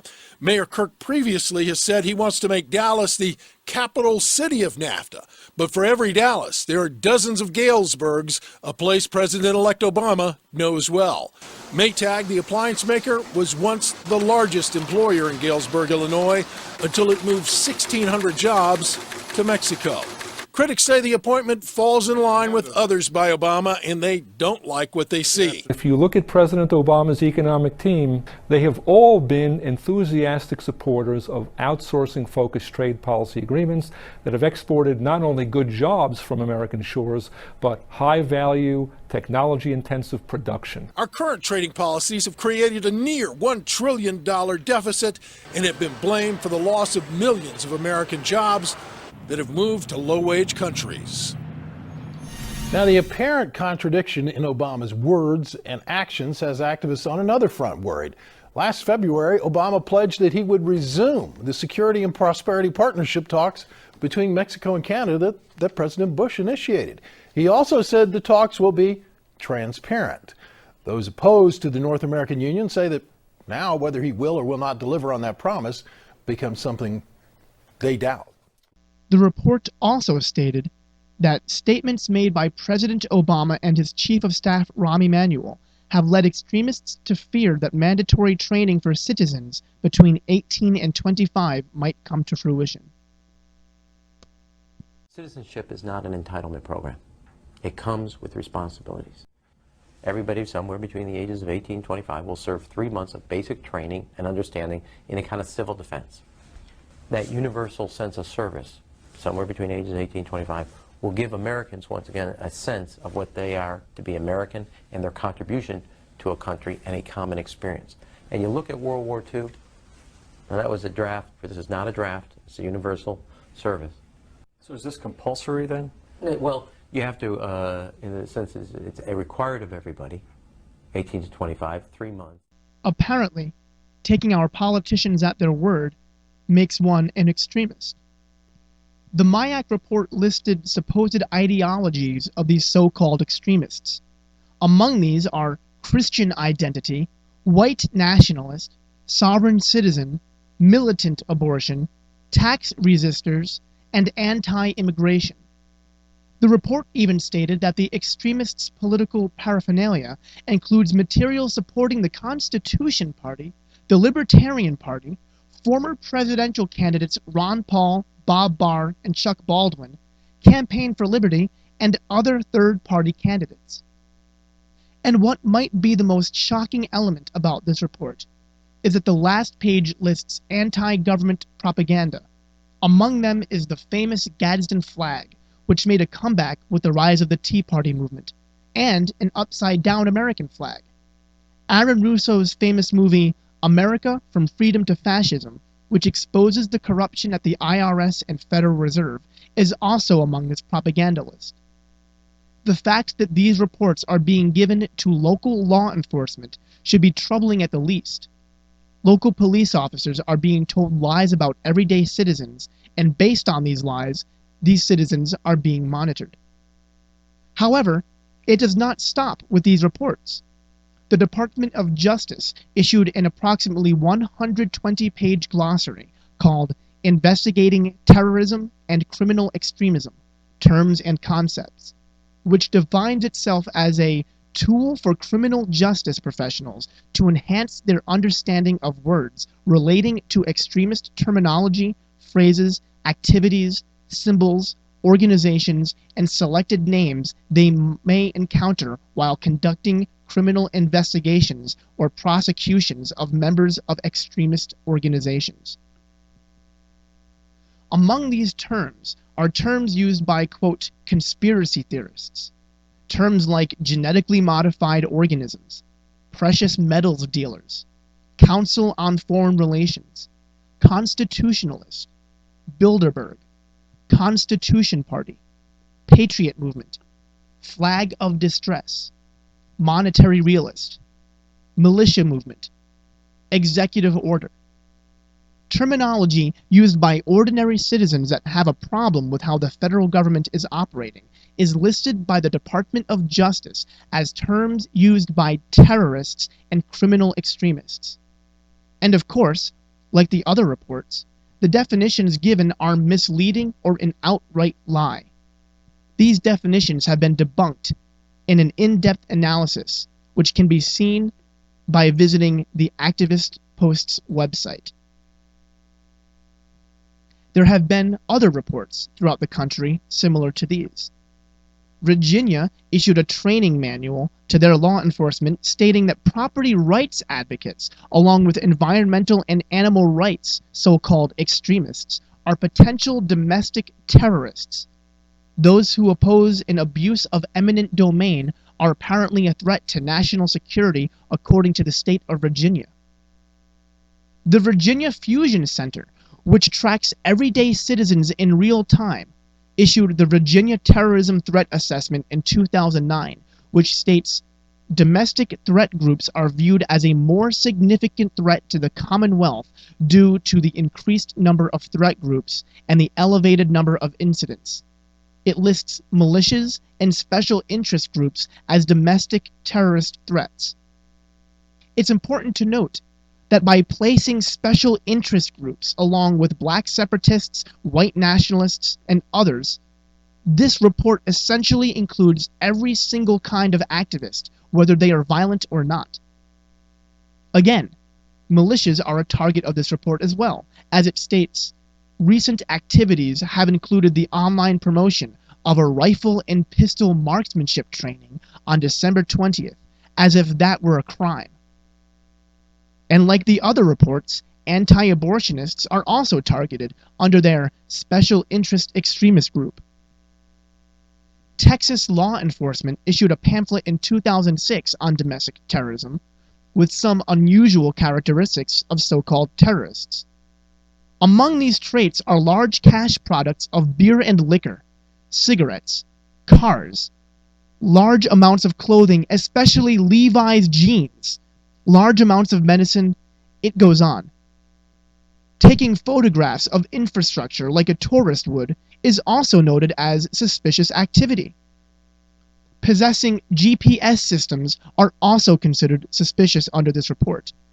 And of course, public rallies and demonstrations and private meetings are all considered suspicious activity according to the state of Texas.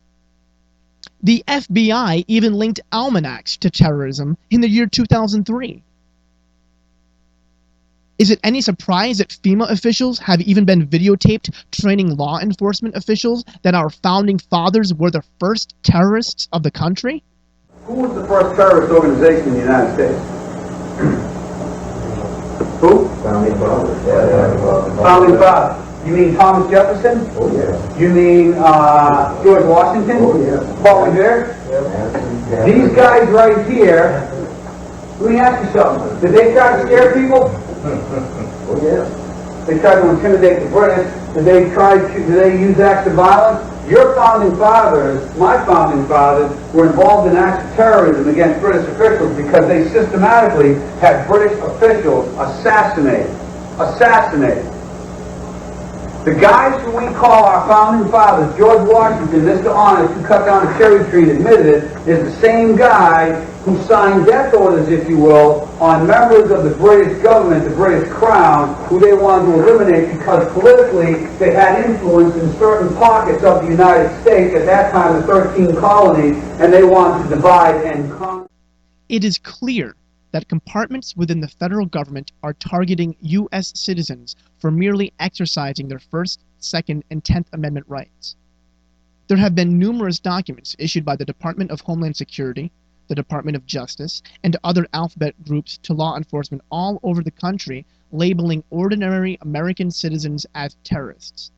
Whether they're tax protesters, property rights advocates, Tea Party members, libertarians, Ron Paul supporters, advocates to abolish the Federal Reserve, anti-globalists, it doesn't matter to the federal government. The American people are the targets and the topics of the federal government who are now training the local law enforcement agencies.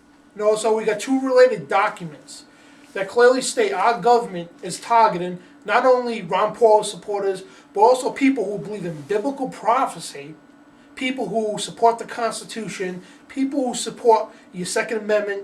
And two of these documents is called the FBI's Project Megiddo. And in this document, it openly states that people who believe in biblical prophecy is considered a dangerous person or a terrorist. And also you got Endgame, the Office of Detention and Strategic Plan of 2003 to 2012. And this is by the Department of Homeland Security. And the document states how they establish all this continuity to go after people such as, Ron Paul supporters, people who believe in, your First, Second, Fourth, Fifth Amendments, people who want to be Americans, people who want to support the Constitution, people who want to live free and live without tyranny. And these documents target people like that. And it's our duty as Americans to stand up against this. And then we're not saying to go on a shooting spree, but you know what? To get informed, get involved, and do something. Run for office. There's things we could do to stop this. I mean, we got our constitutional rights that we can nullify such documents as these that they're very similar to the MIAC report. There's just two of a number of documents our federal government has that states people who believe in this stuff are domestic terrorists. And it's our duty as Americans, again, to stand up against this. And to do that, again, you got to get informed, inform the people, go run for an office, challenge your elected officials. Make sure they do their jobs. If you don't like them, whatever, but challenge them.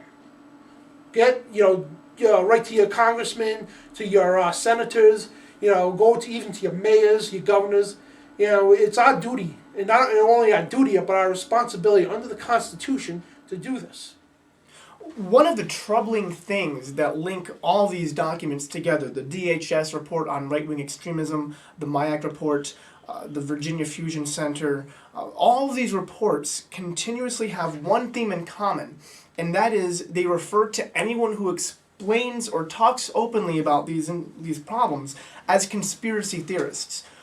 The MIAC report and the DHS report both stated that those who have a problem with a North American Union, that CNN even reported on, they're conspiracy theorists. People who use the term New World Order to refer to a system of global governance that was actually coined by former President George H.W. Bush, they're somehow conspiracy theorists. And every single one of these instances, they use the term conspiracy theorist to try and denigrate what we're talking about. But when the mainstream news and when the federal government says something and we refer to it, we're somehow labeled a conspiracy theorist. And these reports are being given to local law enforcement nationwide. And so these people who are working hand in hand with the federal government at the local level, they're being told to keep an ear out for people who use these terms like Bilderberg Group, which has been actually talked at length by Daniel Estulin at the United Nations Parliament. People who use the term Council on Foreign Relations, which is in fact a real organization that does meet behind closed doors, which has been made up of the elite of America, including the Clintons, members of the Treasury, Goldman Sachs, big corporations and politicians and media. They're all a part of this organization, and yet all of these documents say those who use these terms and refer to these groups are somehow conspiracy theorists. And that's the problem. One of the biggest problems that we, the people, have to overcome is making this kind of information mainstream and making it so we are no longer called conspiracy theorists when we're just referring to actual news that's being reported in the mainstream press. The FBI in the city of Phoenix, Arizona, is also defining right-wing extremism as defenders of the Constitution against the federal government and UN, in accordance with the 10th Amendment, of course. And common law proponents, it states, engage in, quote, policing the police, even though it is completely legal to film a police officer because they are public workers. The reason that people videotape police officers is because the local law enforcement has been lied to and infiltrated by the federal government that legally defines the U.S. Constitution-loving citizens as terrorists and possible criminals. If local police officers are going to arrest citizens for no legitimate reason, or if they abuse their power by acting out inappropriately, the only recourse that we the people have is a video account of what really happened. Especially with the revelation that many police officers have been given steroids, which can affect their judgment during confrontations. Instances of police brutality can only be documented if people are allowed to videotape public workers, which police are. This instance was caught on film after excessive celebrations at the University of Maryland. Without the ability of citizens to videotape this kind of action, we would not have the ability to make sure that those who act out inappropriately are dealt with accordingly. This video was taken by a citizen during the event known as Critical Mass, where bicyclists ride their bikes to either protest or raise awareness for certain issues. Had it not been for this random citizen taking film, this instance of police brutality would not have been able to get documented. The video speaks for itself, showing an unidentified police officer during Friday's Critical Mass bike ride. Walking over towards the left of your screen, he throws a tackle onto cyclist Christopher Long. He just turned and body checked the kid off into the curb, and I was so shocked about it. I just couldn't believe that this cop did this. Witness Craig Radhuber doesn't know the man knocked off the bike. He was there to see it all happen. As shocked as we are to find out the cyclist, the 29-year-old from Hoboken, ended up being the one charged in the incident. He's accused of assaulting the police officer, resisting arrest, and disorderly conduct. This is not to say that all police officers are bad and on power trips. The point is, however, that they are public workers, and the only known recourse that citizens have is being able to document any confrontation that they might have. People are even being arrested for protesting at the White House. Whether or not you agree with anti-war protesters, the police arrested 61 peaceful protesters because they did not have a permit, as if the First Amendment mentions anything about permits for protests on public sidewalks.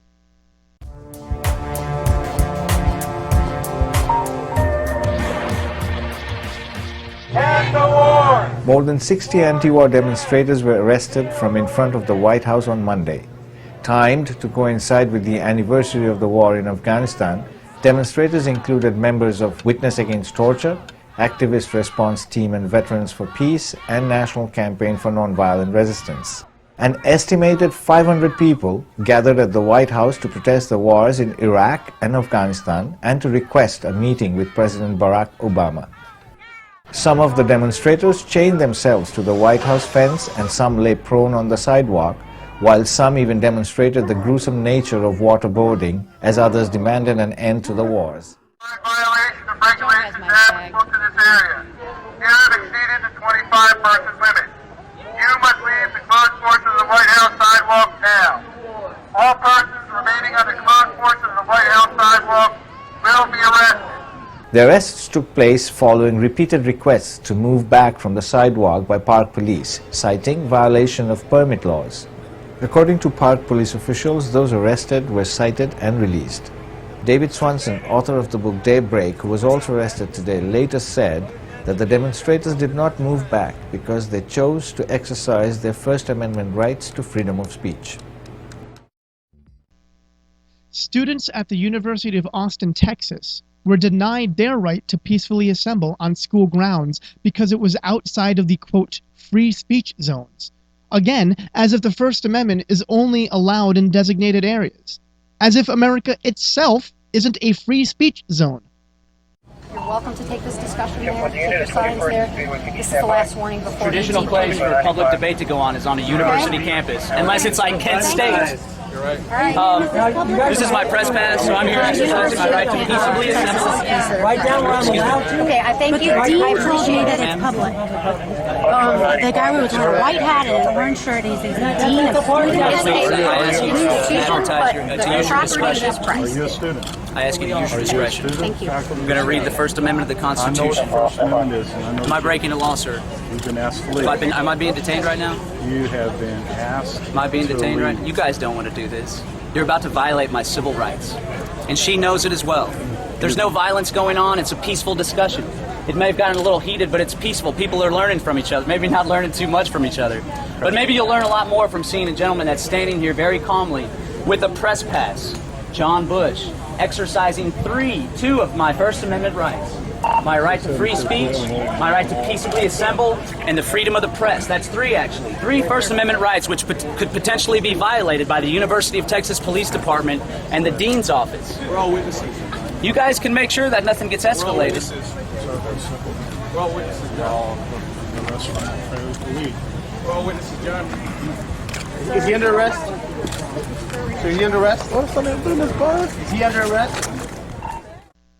Instances in which police officers use excessive force can be found all over the country, as reported by ABC News. Peter McFarland was tased in his own home for refusing to go with the police because they thought he might be suicidal. All of a sudden they just showed up and they came in here like there was a fire going on or some gunfight was going on. The video you're about to see is from a camera mounted on the deputy's taser. You can see the laser from the gun targeted on his chest. The deputy tells McFarland he's going to take him to the hospital because he may be suicidal. Yeah, we want to take you to the hospital for an evaluation. You said if you had a gun, you would shoot yourself in the head. McFarland tells ABC 7 News it was just hyperbole. He was tired and in pain. The deputy orders him numerous times to get up or else. Stand up, turn around, and put your hands behind your back or you're going to get tased. McFarland keeps refusing. The exchange goes on for about 5 minutes. His wife keeps pleading with the deputies not to tase him, saying he has a heart condition. Then McFarland tells the deputies in no uncertain terms to leave. What the you doing in my house? I didn't ask you in my house. Get out of here. Then, as he gets up to go to bed, he's tased, not once, but 3 times. Sit down. Put your hands behind your back. Hey, put your hands behind your back. My hands behind your back. Put your hands behind your back.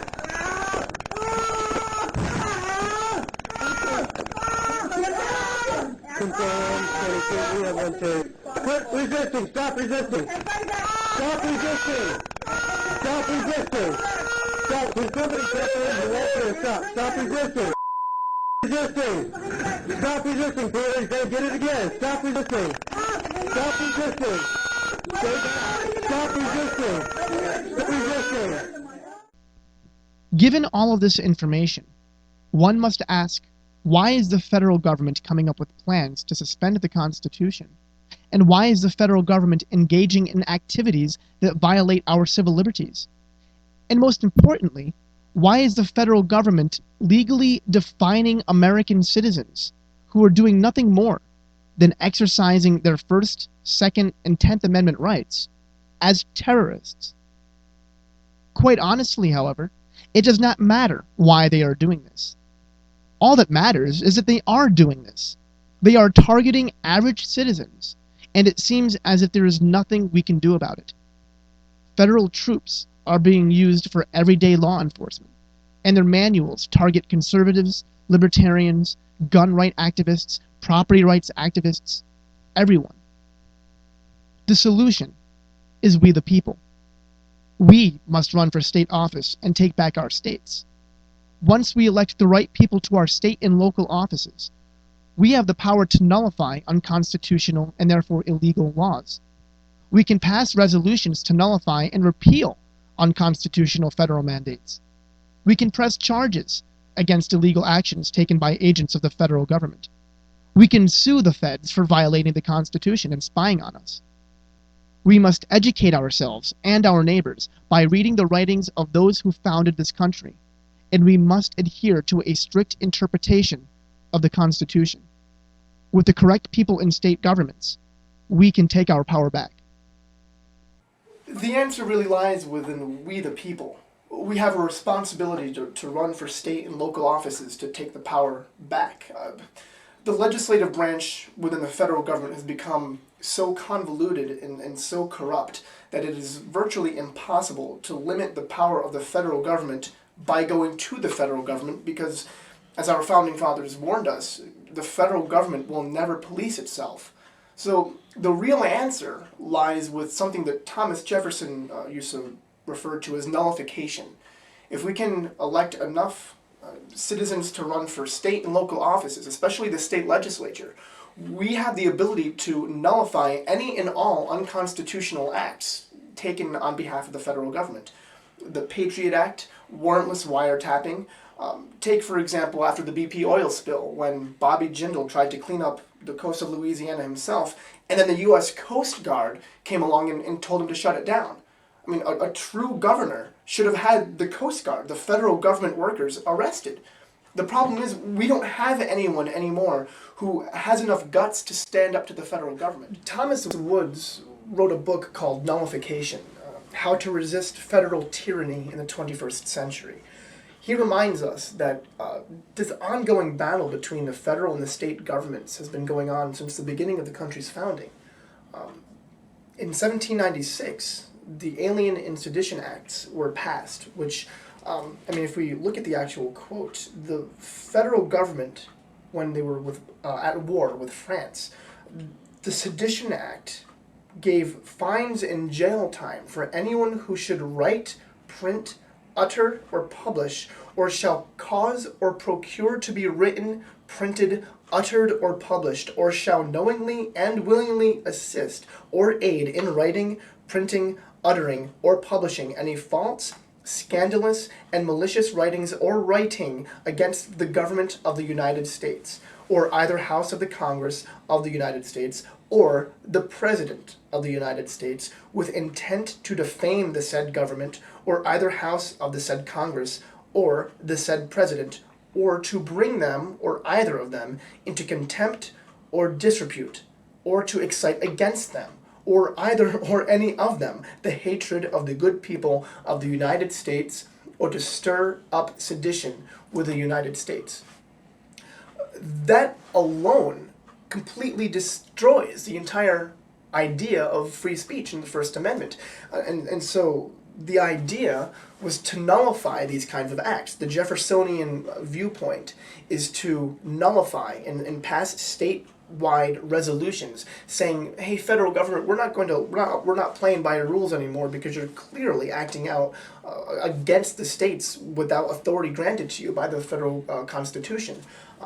In the Kentucky Resolution of 1798, shortly after these were passed, stated, resolved, that the several states composing the United States of America are not united on the principle of unlimited submission to their general or federal government, but that by a compact under the style and title of a Constitution for the United States and of amendments thereto, they constituted a general government for special purposes, delegated to the government certain definite powers, reserving each state to itself the residuary mass of right to their own self-government, and that whensoever the general government assumes undelegated powers, its acts are unauthoritative, void, and of no force. Back then, the states had guts. They were standing up to the federal government. That's what our responsibility is now. We have to reignite the fire of the idea of state government and states' rights. And we need to kick the federal government out anytime they're acting out illegally. That is our only peaceful and known to work recourse. Hi folks, Dan Bidondi here, and I want to thank you all for joining us in this documentary movie, The American Police State. And we encourage you all to make copies of this film, get it viral. Again, ladies and gentlemen, there's no copyright law in this documentary, so make it viral.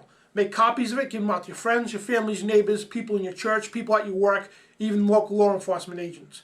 Hand this stuff out now, make copies, get this information viral quick, because our civil liberties and our security is at threat yet.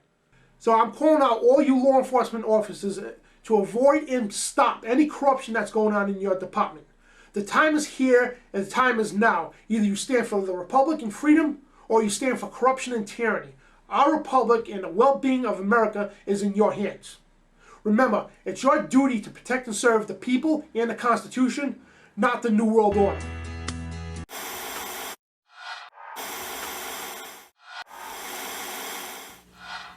Declaring war on the New World Order. TruthRadioShow.com.